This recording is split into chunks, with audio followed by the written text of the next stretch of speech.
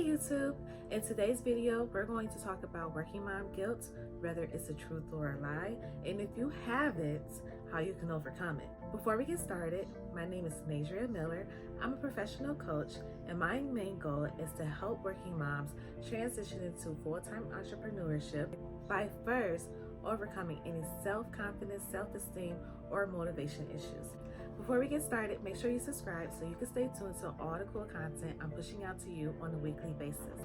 When you have to drop your kid off to a daycare, a family member's house, or have the babysitter come over to watch your child, when you have to go to work, you start to feel this sense of guiltiness as you head into the office. That right there is what we call working mom guilt. You feel guilty because you had to leave your child behind and face the fact that you are going to have to miss out on certain activities because you have to work. This stems from the fact that they, since day one, since birth, they had to depend on you for everything, morning and night, food and diaper changes, and just to be held. But now they have to depend on someone else, and that is what is really getting to you. It's like this big ball of negative energy that is just surrounding you because you cannot be there for your child, and it's highly sucks. The thing is that you are basically doing what you need to do in order to provide for your family. Before we determine whether mom guilt is a lie, you have to really uncover why do you feel guilty in the first place. Guilty is defined differently for multiple women because it means so many different things to us. When I first started work with my children, when they were 6 weeks or 7 weeks, besides feeling tired, I was so anxious about a lot of things. From breastfeeding, how am I going to be able to pump on a schedule if I don't have my child right there?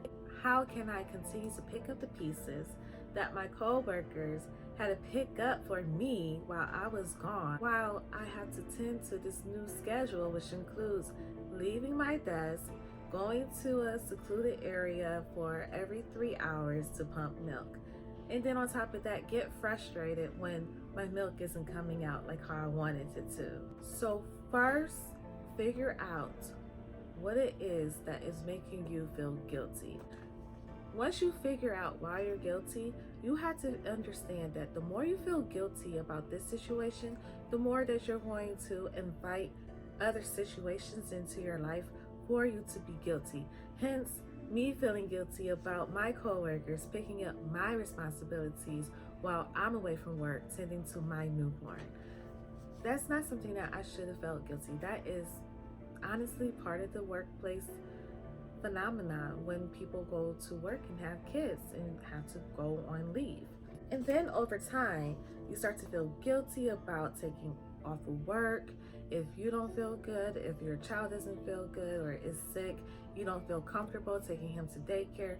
But then you're like, well, what's going to happen if I stay home again on top of the first 6 or 7 weeks or 3 months that I was already off of work? Then as you start feeling guilty about everything from the workplace, it starts to trickle down into your personal life, and then you feel obligated to be for other people that is not even your own child. So first we have to stop feeling this guiltiness so we can attract what we want to attract, which is just pure happiness, so that we can be there mentally strong for our kids. So a couple of things that you can do to get over mom guilt is to look at the positive things that is going on while you are going back to work. First, your child is getting the experience to interact with other children. They're learning how to become social, which is going to be so good for them for when they have to go out in the real world on their own.